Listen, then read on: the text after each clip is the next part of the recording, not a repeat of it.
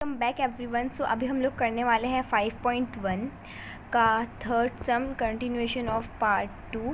ठीक है, so let's get started. So question is perimeter of the parallelogram is 150 centimetre. One of its sides is greater than the another side by 25 centimetre. Find the length of all sides. तो हम लोग करेंगे let's suppose the parallelogram be PQRS। ठीक है, अब देखो सबसे पहले हम लोगों को कंसिडर करना है let this be the required parallelogram. अब देखो इसमें एक साइड ग्रेटर है कि 25 सेंटीमीटर ज़्यादा। मीन्स अगर हम लोग इसको फर्स्ट साइड ले लेते हैं और इसको सेकंड साइड ले लेते हैं तो ये बन जाएगा x और ये बन जाएगा कितना x + 25, राइट, क्योंकि 25 सेंटीमीटर ग्रेटर है। इसलिए हम लोग करेंगे side QR is greater than the side PQ, है ना, क्योंकि PQ हम लोगों ने लिया है x है और QR लिया है x + 25। अब देखो opposite side of a parallelogram are congruent, मतलब अगर PQ है x, सॉरी देखो अगर PQ है s तो SR भी कितना होगा, SR भी होगा x। अगर QR है x + 25 तो PS भी होगा 25, राइट। तो ये भी हम लोगों ने ऐसे सब कुछ लिख दिया। अब देखो इसमें है पेरीमीटर ऑफ द पैरेललोग्राम। अब यहाँ पर देख सकते हो इसमें लिखा हुआ है perimeter of the parallelogram is 150 centimetre. तो यहाँ पर हम लोगों को दिया हुआ है पेरीमीटर ऑफ द पैरेललोग्राम। अब देखो पेरीमीटर का मतलब क्या है, पेरीमीटर का मतलब है सम ऑफ ऑल साइड्स, मतलब PQRS और SP कितना लेंथ है 150। तो हम लोग लिख देंगे। अब यहाँ पर हम लोग ने जैसे मैंने आपको बताया वही लिख दिया है। अब देखो 1x + 1x 2x, 2x + 1x 3x, 3x + 1x 4x, 4x आ गया। 25 + 25, 25 + 25 50 इज इक्वल्स टू 150। तो अभी हम लोग को 4x फाइंड करना है। तो 4x is equals to 150 - 50 is equals to 100। यहाँ पे प्लस में था इसलिए राइट हैंड पे आके माइनस में आ जाएगा, इसलिए हम लोगों ने माइनस करा है। तो 4x is equals to 100। x find करना है ना हम लोगों को, x सबसे मेन है, x फाइंड करना है। तो x इज इक्वल्स टू, इसको डिनोमिनेटर में डालेंगे तो 4 2 ज़ा 8, 2 5 ज़ा 10, 0, फिर 2 1 ज़ा 2, 2 2 ज़ा 4, 2 5 ज़ा 10। तो x इज इक्वल्स, x को हम लोगों ने क्या सपोज किया था PQ, मतलब PQ था x, therefore PQ is equals to 25, है ना। अब देखो QR को हम लोगों ने सपोज किया था x + 25, मतलब जो x निकलेगा उसको प्लस करके और 25 होगा, मतलब जो QR is equals to x + 25 is equals to 50। 25 + 25, 25 ज़्यादा था इसलिए हम लोगों ने यहाँ पर 50 कर दिया। तो QR इज इक्वल टू 50, मतलब जो फाइंड करना था हम लोगों को मिल गया। लेकिन find the length of all sides था, मतलब हम लोगों को सारी लेंथ फाइंड करनी है, सारी साइड्स, राइट। अब देखो ये 2 साइड्स हो गई। अब 2 साइड मतलब first side is congruent to third side, third side is second side is congruent to fourth side. ये ऑड और इवन, मतलब हम लोगों को मिल गया SR is equal to x। यहाँ पर हम लोगों ने पहले ही किया था SR is equal to x, तो क्या होगा SR is equal to x, तो x क्या था 25। PS क्या था x + 25, x + 25, मतलब ये क्या हो गया 25 + 25 50। Thus the sides are 25 50, 25 50। First side, third side, second side, fourth side. तो ये भी हमारा थर्ड सम कंप्लीट होता है।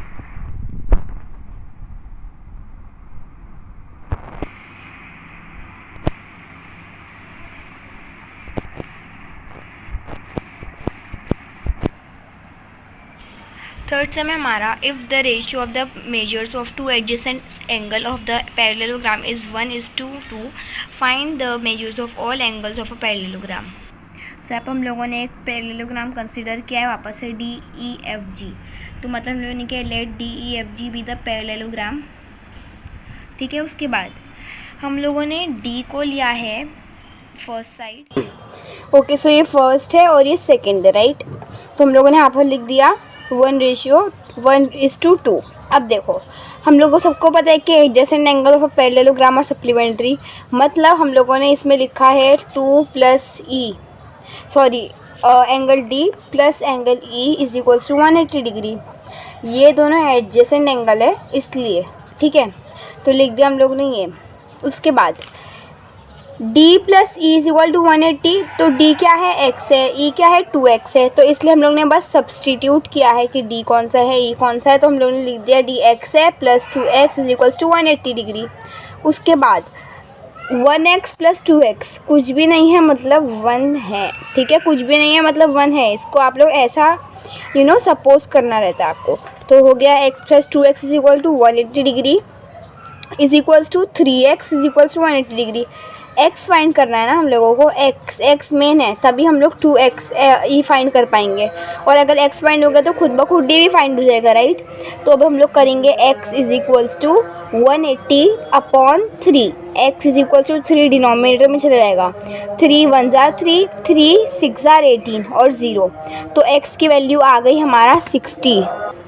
उसके बाद हम लोगों को क्या मिल गया, d is equals to x था, तो x क्या मिला 60, तो मतलब हमारा जो d की वैल्यू आ गई है वो है 60 आ गई, 60 डिग्री। अब देखो e क्या है, 2x है, e 2x है, राइट, तो e 2x है, तो हम लोग x को इंटू 2 कर देंगे, मतलब x इंटू 2 हो जाएगा ना, x इंटू 2, तो x इंटू 2 क्या होगा, 60 इंटू 2 हो गया 120, 6 2 जार 12 0 तो 0 120 आ गया। अब देखो E हमारा आ गया, E कितना आया 120 डिग्री, और D कितना आया। अब अगर E 120 है तो G कितना होगा, यस G भी 120 होगा, क्यों, क्योंकि ऑपोजिट एंगल D 60 है, DX है 60, तो F कितना होगा, ये भी 60 डिग्री हो जाएगा, ऑपोजिट है, राइट। तो ये ऐसे ही सेम हम लोगों ने यहाँ पर लिखा है, F is equals to 60 degree opposite angle, G is equals to 120 degree opposite angle of a parallelogram are congruent. तो अब देखो all the sides of the parallelogram are 60 20 60 20 degree, अब दे 120 सॉरी, ये आ गया 60 120 60 120, राइट। अब चलिए चलते हैं हम लोग हमारे 5th क्वेश्चन के ऊपर। सो हमारा जो 5th क्वेश्चन है वो है diagonals of a parallelogram intersect each other at point O if AO is equals to 5, BO is equals to 12 and AB is equals to 13, then show that ABCD is a rhombus। इसमें हम लोग को proof करना है, तो start करते हैं, ठीक है। तो हम लोग ये लिख देंगे, AO गिवन पार्ट लिखना है सबसे पहले, AO is equals to 5, BO is equals to 12 और AB इज इक्वल्स टू 13, ठीक है। तो मैंने यहाँ पर एक फिगर भी बना दिया है। अब प्रूफ क्या करना है, ABCD इज़ अ रोम्बस, ये प्रूफ करना है, राइट। प्रूफ लिखेंगे हम लोग। अब देखो सिंपल इजी वे में मैं आपको समझाने की एकदम कोशिश करूँगी। ये एक हमारा रोम्बस है, पैरेललोग्राम है, रोम्बस है, ठीक है, ओके। ये हम लोगों को एक ट्रायंगल दिख रहा है AOB, राइट। अब देखो एक फॉर्मूला होता है रोम्बस का कि अगर देखो, अगर प्रॉपर्टी एक, अगर p² और 2x, मतलब देखो if the sum of AO and BO is equals to the sum of the 13 square, then it is a rhombus। देखो अगर हम लोग 5 स्क्वायर प्लस 12 स्क्वायर करेंगे और उसका आंसर 13 स्क्वायर कि जितना आया, फिर ये रोम्बस रहेगा, ठीक है। तो अब हम लोग क्या करेंगे, ये देखिए हम लोग यहाँ पर कर दिया हम लोगों ने AB स्क्वायर सबसे बड़ी साइड है, तो AB स्क्वायर करेंगे 13 का स्क्वायर 169 होता है, तो इसको इक्वेशन नंबर 1 ले लेंगे, ठीक है, अच्छे से समझना। AO देखो AO square plus BO square is equals to AB square. AO square plus BO square कितना है, 5 का स्क्वायर क्या है, 5 का स्क्वायर है 25, 12 का स्क्वायर है 144, तो अब हम लोग इसको प्लस करेंगे, इसका सम मतलब प्लस करना होता है, ठीक है। अब 25 प्लस 144 आ गया 169, और 1ab² कितना आया था 13 का स्क्वायर 169, और इन दोनों को प्लस करके 169 आया है। मतलब from 1 and 2 by converse of Pythagoras theorem. आपको पाइथागोरस थ्योरम याद होगा अच्छी तरीके से, हम लोगों ने मतलब 7th में करा होगा, 7th से पाइथागोरस थ्योरम का एक चैप्टर भी होगा आई गेस। तो इस तरीके से हम लोगों ने बाय कन्वर्स मतलब हम लोगों को एक चीज़ निकालने के लिए हम लोग दो लेते, राइट। मतलब hypotenuse is equals to height plus base, वैसे ही करना है, ठीक है। तो अब देखो in quadrilateral ABCD diagonal AC is perpendicular to diagonal BD। Diagonal AC कहाँ है, yes, AC is perpendicular to diagonal BD, right. ये परपेंडिकुलर जा रहा है, therefore ABCD is a rhombus. Simple. तो मैं आपको इसका पूरा दिखा देती हूँ solution.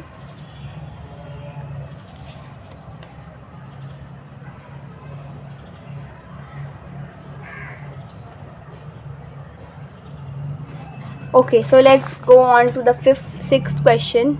Sixth question by the way बहुत सिंपल है, बट बहुत सारे बच्चों को लगेगा कि ये हार्ड है, क्योंकि इसमें एक के अंदर एक स्क्वायर दिया हुआ है, थोड़ा सा अलग सा लग रहा है, बट बहुत ईजी है, ट्रस्ट मी। फिफ्थ से तो बहुत ईजी है, ठीक है। अब देखो, in figure 5.12 PQRS and ABCR are two parallelogram. If P is equals to 110 degree, then find the measure of all angle of ABCR. इसका ये एक पैरेललोग्राम है और ये एक पैरेललोग्राम है। हम लोगों को इस छोटे वाले पैरेललोग्राम के सारे मेजर्स निकालने, ठीक है।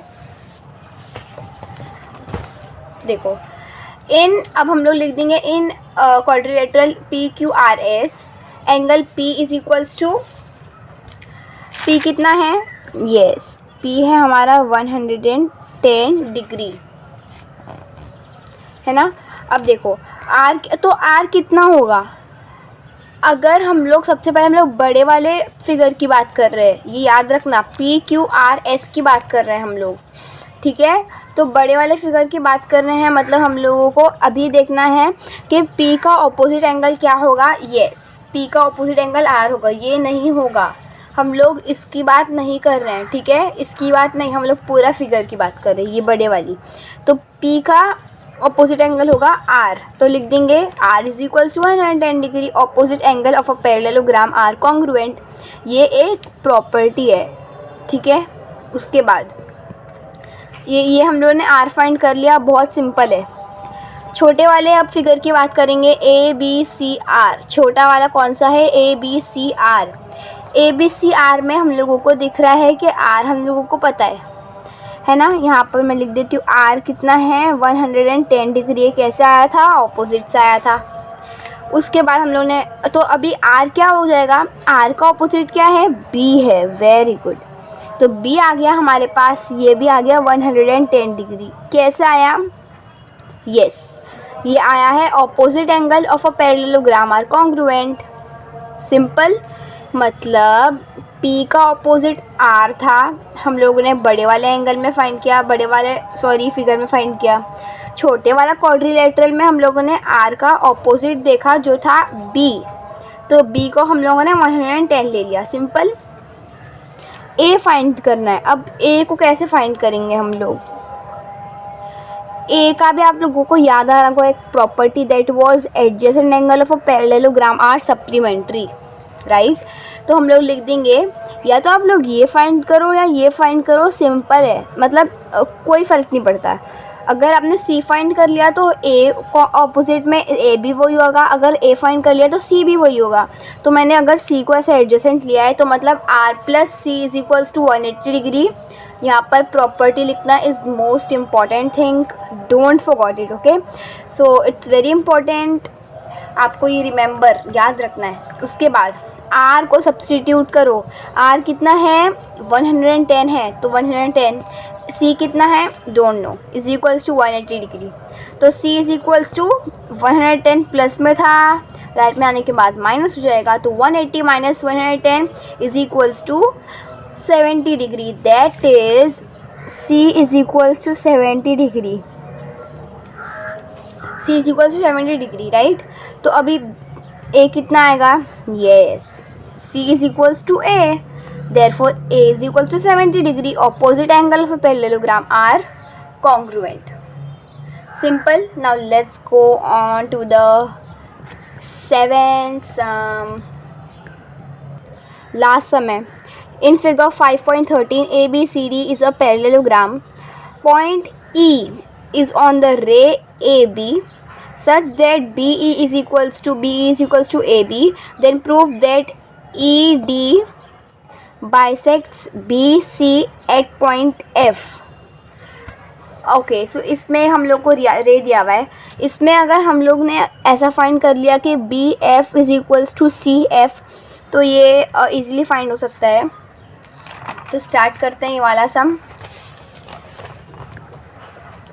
गिवन में क्या लिखेंगे हम लोग, गिवन में लिखेंगे A B E is equals to A B. Given में सिर्फ हम लोग को यही चीज़ बताया, point E is on the ray A B such that B A B E is equals to A B.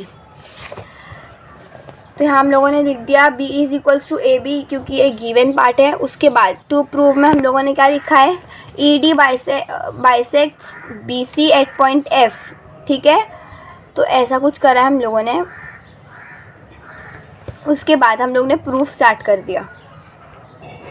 तो यहाँ पे हम लोग प्रूफ में क्या लिखेंगे अच्छे से देखना है, ठीक है।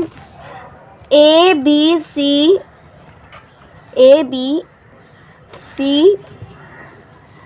सी D is a parallelogram. A B is equals to D C, simple है क्योंकि opposite side of a parallelogram is congruent. तो A B is equal to D C, simple है। हम लोगों को गिवन में हम लोगों ने देखा है B E is equals to A B, तो हम लोग सब्स्टिट्यूट करके लिख सकते हैं कि ए बी बी ही है, A B is equals to B E है ना। तो हम लोगों ने B E is equals to D C लिख दिया। ज़्यादा का समझ में आया। उसके बाद and B C is a transversal. अगर बी ई और डी सी एक पैरेललोग्राम है तो क्या होगा, जो बी सी है ना, बी सी वो क्या हो जाएगा ट्रांसवर्सल, क्योंकि यहाँ पर हम लोग का दो पैरेलल लाइन जा रही है और एक ऐसा आ रहा है, मतलब बी सी ट्रांसवर्सल हो गया। अब देखो E B C is equal to D C B, alternate angle. E B C क्या है, ई बी सी ये देखिए, E B C is equal to D C B, E B C is equal to D C B. ये देखो Z बन रहा है, right, Z बन रहा है मतलब ऑल्टरनेट एंगल। तो ये लिख दिया हम लोगों ने यहाँ पर ऑल्टरनेट एंगल यहाँ पर। तो अब इसके बाद E B F is equal to D C F, E B C is equal to D C B, alternate से फाइंड हो गया। अब ई बी एफ क्या है, ई बी एफ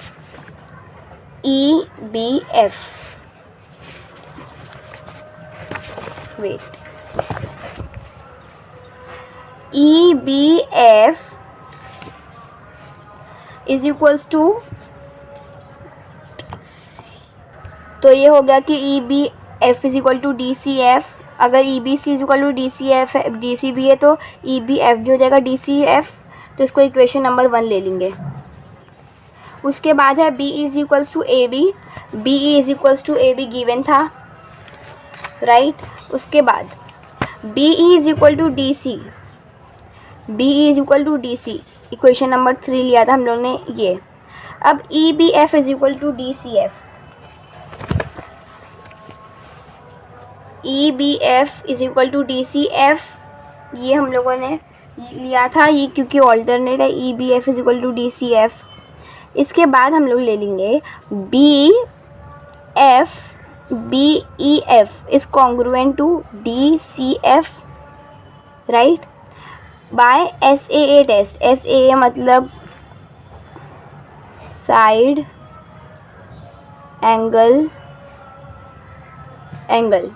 या तो ए एस लिखो या तो एस ए लिखो। Totally your choice. तो हम लोगों ने लिख दिया triangle BEF। Triangle BEF is congruent to DCF। Triangle BEF is congruent to DCF। ये ट्राइंगल और ये ट्राइंगल कॉन्ग्रुएंट है, तो मतलब FB बीच में होगा, क्योंकि ये दोनों क्या आ रहे हैं, ऑपोजिट एंगल आ रहे हैं, ये और ये ऑपोजिट। तो यहाँ पर लिख देंगे BFE is equal to DFC vertically opposite angle, therefore they are congruent by corresponding side angle, hence proved. मैं आपको उसका पूरा सोल्यूशन बता देती हूँ, आई होप समझ में आ गया होगा।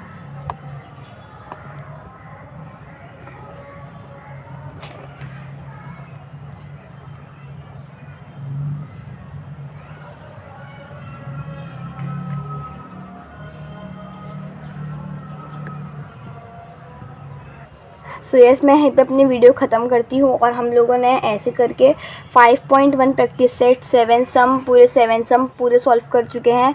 सो अगर आपको ये वाली वीडियो पसंद आई तो इस वीडियो को ज़रूर से लाइक कर दीजिए, चैनल को सब्सक्राइब करिए और मुझे कमेंट सेक्शन में ज़रूर बताइए कि आपको कौन सा सम समझ में आया नहीं आया। और प्लीज़ इस वीडियो को